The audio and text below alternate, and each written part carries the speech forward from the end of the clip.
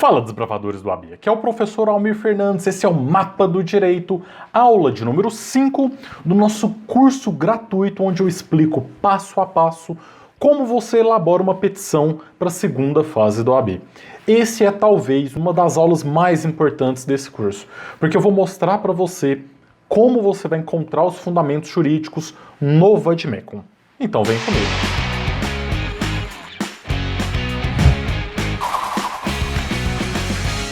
Então, pessoal, a aula mais importante do curso, meu Vademecum tá aqui, eu vou filmar ele para vocês, vou mostrar como que você faz para procurar no Vademecum e encontrar os fundamentos jurídicos para todas as suas teses na sua peça da segunda fase do OAB. Se você tá gostando desse curso, já deixa o seu joinha, se inscreva no nosso canal e também ative as notificações e também se inscreva nas nossas redes sociais. Pessoal, vamos lá, olha só, você sabe que a segunda fase do OAB não basta você acertar a resposta, você tem que fundamentar, você só pontua se você acertar corretamente e você ganha uma pontuação pelo fundamento jurídico. Então é muito importante você conseguir encontrar todos os fundamentos jurídicos no seu Vademecum. Eu já gravei vários vídeos aqui no canal, vídeos ensinando como você faz para estar pesquisando no seu Vademecum, porque essa é uma deficiência de vários alunos. Chegam no final do curso, não sabem como utilizar o Vademecum e é extremamente importante. Uma dica que é muito importante para quem vai fazer a segunda fase da OAB, independente da disciplina, é levar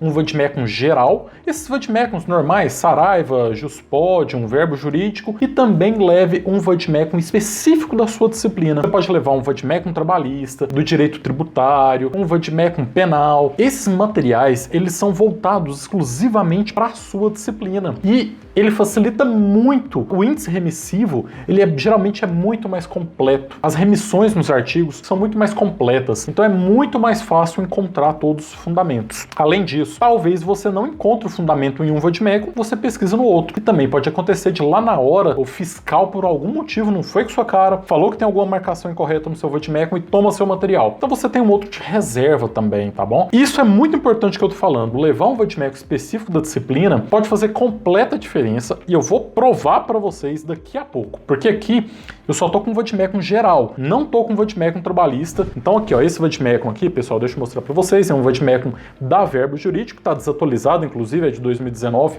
nós já estamos em 2020, então ele não é um Vademecum trabalhista.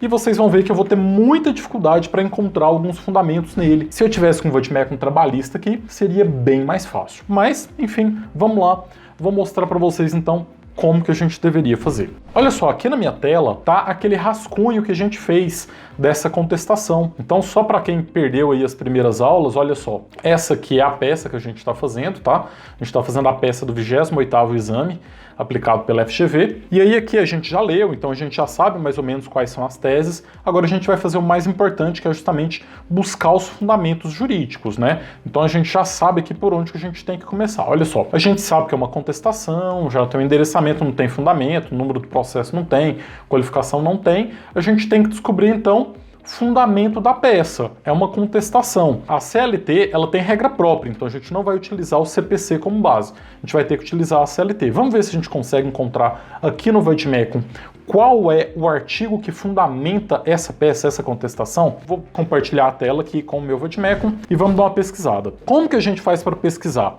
Isso no geral, pessoal. Quem já assistiu os meus vídeos aí já sabe como é que faz isso, tá? Use o índice remissivo. É muito importante você estar utilizando o índice remissivo e isso acaba facilitando demais. Então vamos lá, vamos dar uma olhada aqui e ver se a gente consegue encontrar. Então, pessoal, olha só, tô tentando procurar aqui no meu Vademecum, olha só, pesquisei por contestação, não tem, olha só, não tem contestação. Eu pesquisei por defesa, vamos ver se tem defesa aqui.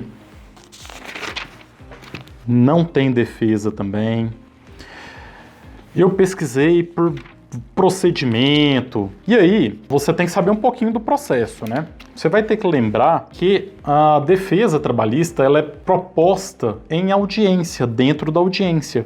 Então aqui, a audiência deveria ter alguma coisa de defesa. Também não tem. Então, infelizmente, esse é um índice remissivo ruim, né? Que ele deveria... Esse é o vademecum da verbo jurídico. É um vademecum que eu até gosto, mas o índice remissivo dele é ruim, né? Ele não tem aqui algo básico que seria contestação, que seria defesa, né? Deveria ter. Mas como a gente sabe que a defesa ela é apresentada em audiência, a gente pode dar uma olhadinha nesses artigos, tá? 843 a 852. Aí, quando você vem nesses artigos aqui, então olha só, 843 é onde inicia aqui a sessão da audiência de julgamento. Você vai dando uma lida até que você vai chegar aqui no artigo 847. Não havendo acordo, o reclamado terá 20 minutos para aduzir a sua defesa. E esse é o artigo que fundamenta a contestação.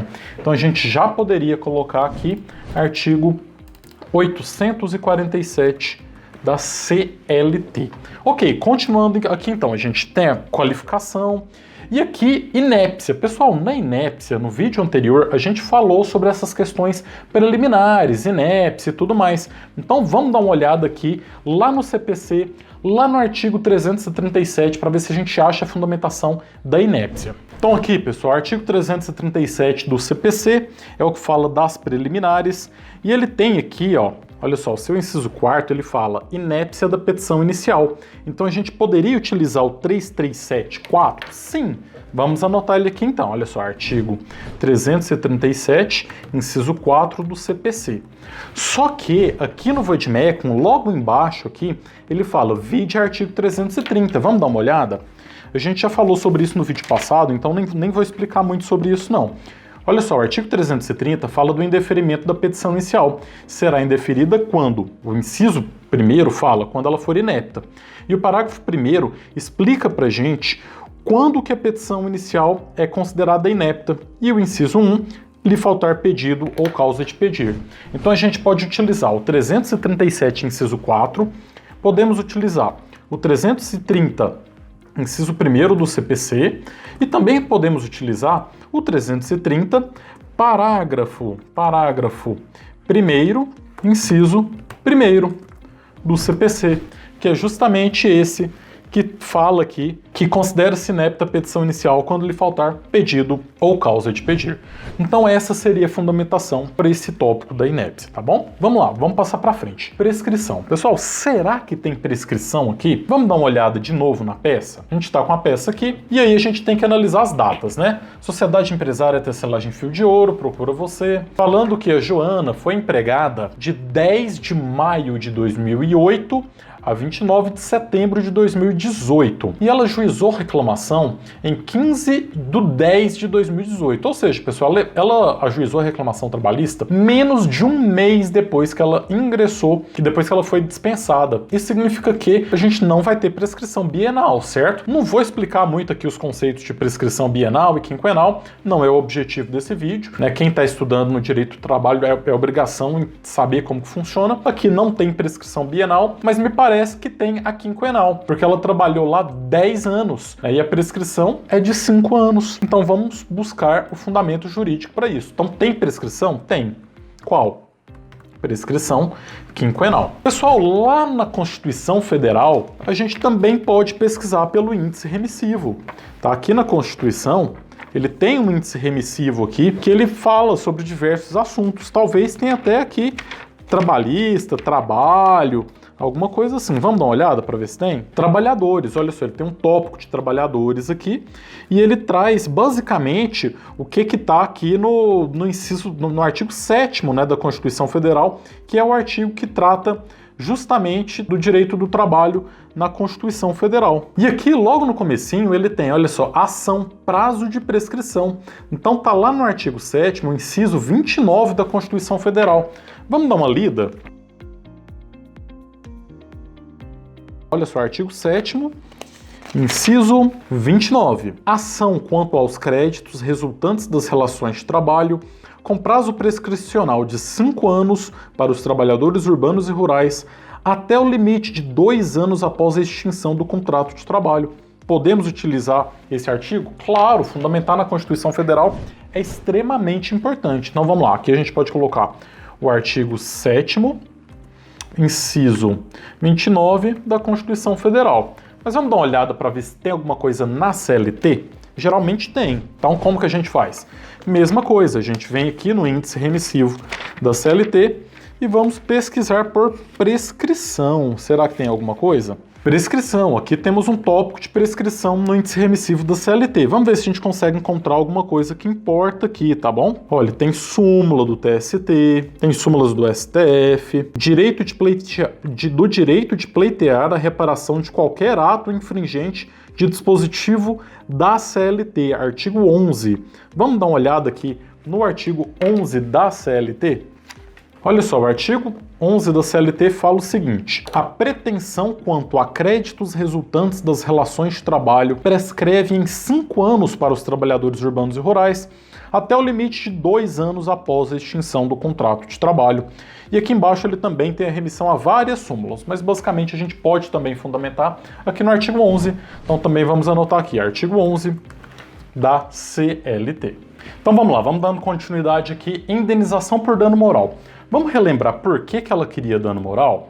Olha só, a gente voltando aqui na peça, ela fala o seguinte: Joana requeriu da ex-empregadora o pagamento de indenização por dano moral, alegando ser vítima de doença profissional, já que o mobiliário da empresa, segundo diz, não respeitava as normas de ergonomia. E aqui embaixo, olha só, ela fala: Joana juntou com a petição inicial os laudos de ressonância magnética da coluna vertebral com o diagnóstico de doença degenerativa. O que é aquela doença degenerativa? É aquela doença que vai acontecer de qualquer forma, né? Que a pessoa às vezes nasce com ela, então ela não tem relação com o ambiente externo.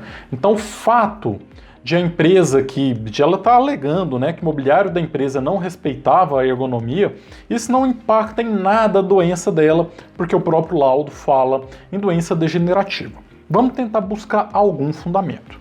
E aqui, pessoal, é onde eu falo para vocês que vocês precisam ter um vademecum de qualidade, um vademecum da sua disciplina, porque eu pesquisei esse índice remissivo inteiro e não consegui encontrar o fundamento aqui.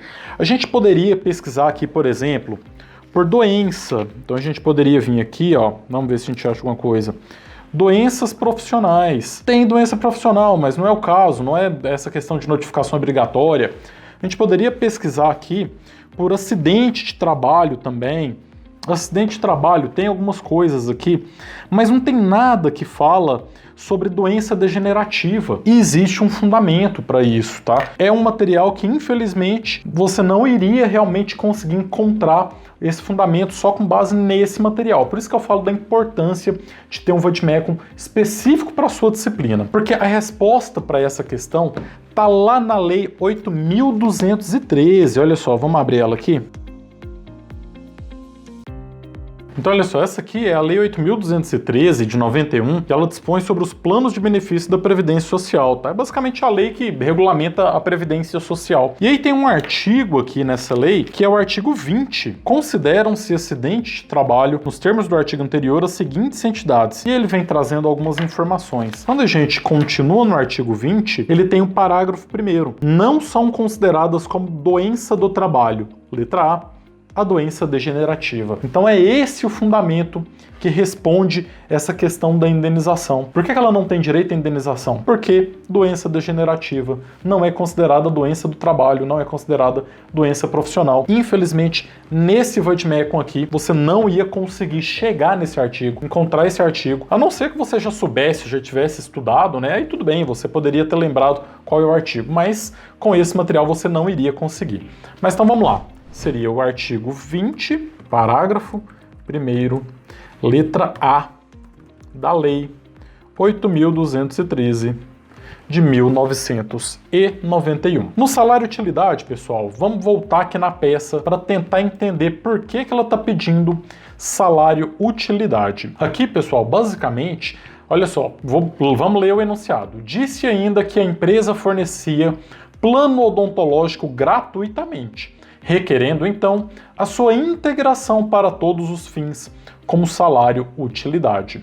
E aí a gente tem outra informação aqui, ó, que ela juntou cópia do cartão do plano odontológico, que foi entregue pela empresa na admissão. Então são essas as informações aqui. Basicamente, ela alega que ela recebia o plano odontológico e ela acreditava que isso era salário, né? Então ela queria o salário utilidade, também é conhecido como salário in natura. Então a gente vai tentar aqui buscar qual é a fundamentação legal para essa alegação, né? Para a gente ter que contestar falando que não é salário in natura, não é salário utilidade.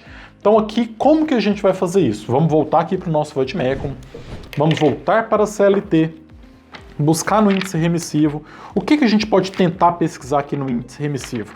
Então, a primeira coisa que me vem na cabeça aqui que a gente poderia utilizar seria justamente salário, né? Vamos ver se tem alguma coisa aqui de salário que nos leve até o artigo que vai falar que isso aqui não é um salário utilidade. Vamos dar uma olhada aqui para ver o que tem de interessante. Olha só, pessoal, aqui em salário a gente tem importâncias que não integram o salário, mandando a gente lá para o artigo 457. Vamos dar uma olhada nesse artigo aqui para ver se é esse ou não. Olha só, artigo 457. Compreendem-se na remuneração, para todos os efeitos legais, além do salário devido e pago diretamente como contraprestação, as gorjetas. Não é o caso, então, de gorjeta. Você poderia dar mais uma lida nele aqui, tá? E depois, continuando, você poderia passar para o artigo 458, olha só. Além do pagamento em dinheiro, compreendem-se no salário para todos os efeitos legais, alimentação, habitação, vestuário ou outras prestações in natura em que a empresa, por força do contrato ou costume, fornecer habitualmente ao empregado. Em caso algum, será permitido pagamento com bebidas alcoólicas. E aí, a gente continuando nesse mesmo artigo aqui, a gente tem alguns parágrafos aqui, e aí, basicamente, a gente tem o parágrafo 2º. Para os efeitos previstos nesse artigo, não serão considerados como salário as seguintes utilidades. Ele vem trazendo alguns, e aí o inciso 4, assistência médica, hospitalar e odontológica prestada diretamente ou mediante seguro-saúde. Então, pessoal, olha só, voltando aqui no enunciado, ela fala que foi entregue a cópia do cartão do plano odontológico. Então isso significa que tinha um plano odontológico, né?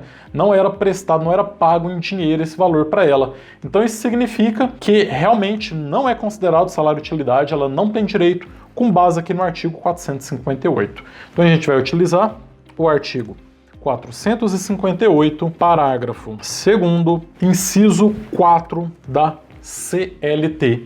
Esse aqui seria o fundamento legal.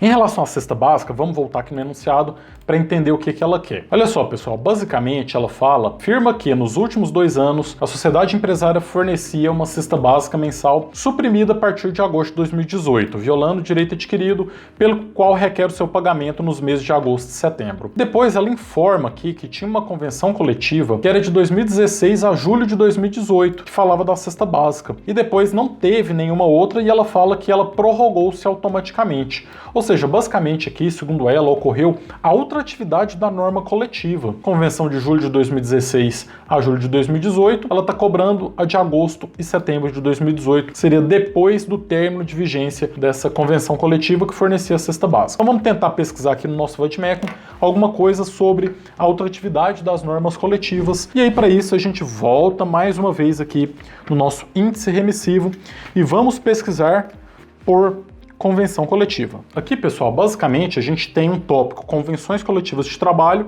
que tem um conceito lá no artigo 611, então compensa a gente dar uma lida nesse artigo aqui para ver se tem alguma coisa que vai nos ajudar. Vamos lá no artigo 611.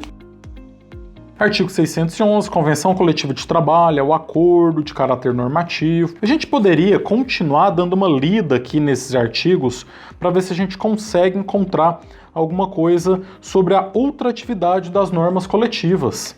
E aí, dando uma lida nesses artigos aqui, você chegaria no artigo 614. E no artigo 614, a gente tem o parágrafo 3º, que fala o seguinte: não será permitido estipular duração de convenção coletiva ou acordo coletivo de trabalho superior a 2 anos, sendo vedada a outra atividade. Então, ela é expressamente proibida a outra atividade. É exatamente esse fundamento que a gente precisa para contestar o pedido de Joana aqui nesse caso concreto. Então vamos anotar aqui. Artigo, na verdade, cesta básica aqui vai ser a outra atividade da norma coletiva. Artigo 614, parágrafo 3º da CLT, ok? Vamos lá, continuando, horas extras. Em relação a horas extras, pessoal, basicamente aqui, ela fala que tinha um culto que ela participava e ela queria receber isso como horas extras. Olha só, relata que no ano de 2018 permanecia 2 vezes na semana por mais de 1 hora na sede da empresa para participar de um culto ecumênico, caracterizando o tempo à disposição do empregador, que deve ser remunerado como hora extra, o que requereu. E aí aqui, ela junta na petição inicial uma circular da empresa, olha só, a circular da empresa que informava a todos os empregados que eles poderiam participar de um culto na empresa, e não deveriam, mas sim poderiam participar de um culto na empresa que ocorreria todos os dias ao final do expediente. Então a gente vai pesquisar aqui na nossa CLT qual é o fundamento correto para esse aqui. Então olha só, vamos dar uma olhada aqui, pessoal. Aqui a gente consegue rapidamente encontrar período de serviço efetivo, caracterização, artigo 4º da CLT. Vamos dar uma olhada lá no artigo 4º? Artigo 4º da CLT considera-se como tempo de serviço efetivo o período que o empregado esteja à disposição do empregador, aguardando ou executando ordens, salvo disposição especial expressamente consignada. E aí aqui, pessoal, basicamente a gente tem o parágrafo 2º falando que não considera-se tempo de trabalho efetivo as seguintes práticas, entre elas a primeira, práticas religiosas, tá? Então, basicamente esse vai ser o fundamento que a gente vai utilizar então. Já vou deixar anotado aqui, artigo 4º, parágrafo 2º, inciso 1º da CLT. Isso aqui já vai ser suficiente pra gente. A Joana aqui na petição, ela fez um pedido de reversão do pedido de demissão. Ela pediu demissão, ela alega que ela foi coagida. Então aqui ela fala que ela foi coagida a pedir demissão, olha só. Joana afirma que foi coagida moralmente a pedir demissão, pois se não fizesse, a sociedade empresária alegaria dispensa por justa causa. E aí ela pede a anulação do pedido de demissão e o pagamento dos direitos como sendo uma dispensa sem justa causa. Basicamente aqui, pessoal, ela fez uma alegação e ela vai ter que comprovar essa alegação dela. Tá? Você que já estudou o ônus da prova, a CLT é a mesma coisa do CPC, o ônus da prova em regra é de quem alega, então a gente vai utilizar esse fundamento. Tem no CPC, mas como tem regra também na CLT, vamos pesquisar na CLT sobre ônus da prova. Aqui no índice remissivo do VOD-MECUM a gente tem um capítulo Provas a quem cabe provar, 818. Vamos dar uma lida nele? O artigo 818 da CLT fala justamente: o ônus da prova incumbe 1. Ao reclamante quanto ao fato constitutivo do seu direito. É esse o caso, esse é o fundamento para essa tese. Então a gente já pode colocar aqui: ônus da prova, artigo 818, inciso 1º da CLT. Ela pediu também um plus salarial por um suposto acúmulo de função. Olha só, aqui ela fala que ela foi contratada como cozinheira, mas era obrigada a após ela preparar os alimentos, colocá-los em uma bandeja e levar a refeição para os 5 empregados. Ela fala que ela trabalhava como atividade de garçom e requeria um plus salarial de 30% sobre o valor do seu salário. Aqui, pessoal, a gente poderia pesquisar aqui no nosso VOD-MECUM também sobre desvio de função, remuneração, acúmulo de função, plus salarial. Pesquisei tudo nesse VOD-MECUM, mas não consegui encontrar no índice como que a gente chegaria no fundamento correto. Porque tem um artigo na CLT, que é o artigo 456. Olha só, o artigo 456 da CLT fala o seguinte: a prova do contrato individual de trabalho será feita pelas anotações na carteira de trabalho. E vem um parágrafo único que fala: a falta de prova ou inexistindo cláusula expressa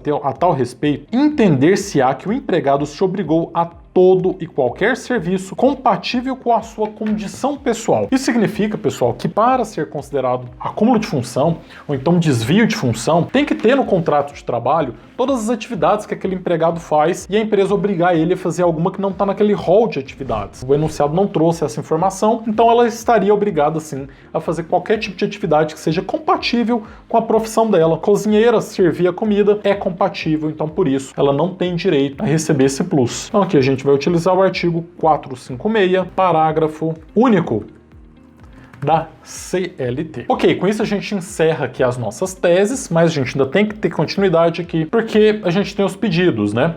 Improcedência não tem fundamento, renovação, tudo bem, mas a gente tem honorários. Ah, e tem um outro detalhe que a gente não colocou aqui.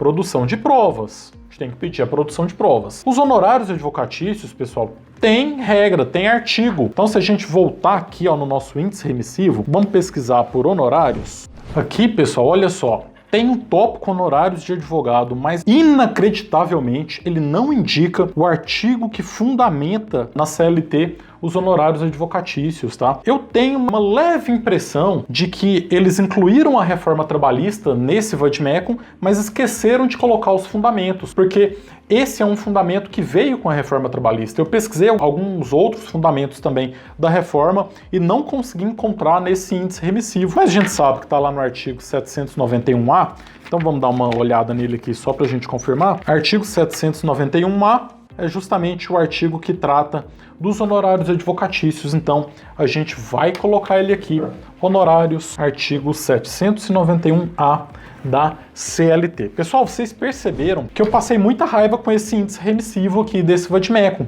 Então eu quero que vocês deixem aqui no comentário se no vade-mecum de vocês conseguiram encontrar todos esses fundamentos no índice remissivo. Deixa também qual é o vade-mecum que você utiliza, tá bom? É isso por hoje. Na próxima aula a gente vai efetivamente começar a elaborar a petição. Um abraço e até a próxima aula. E vem comigo traçar o mapa da sua aprovação no AB.